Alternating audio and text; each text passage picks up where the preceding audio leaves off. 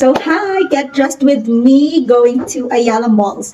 So for today, let's go. Dahil tinawagan tayo ng mga ante natin na pumunta doon. Grabe yung mga chicken. Sabay-sabay. Charot. So ano yun nga, inaya ko ng mga ante ko na pumunta sa Ayala Malls. Di ko lang, baka napaka-feeling.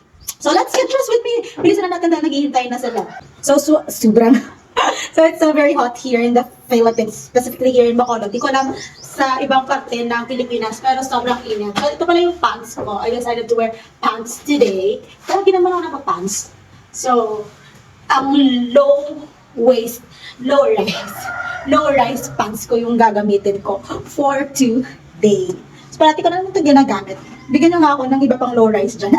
So, for the top, ito yung gagamitin ko. Binili ko lang ito sa Ukay-Ukay for 20 pesos. So, tingnan natin. Okay pa naman siya. So, today, gusto ko lang mag-simpli-simplihan look kasi feel ko lang. So, yan lang naman yung outfit ko. Ito, slippers or sandals. I'll be wearing this one lang. Para carefree ako.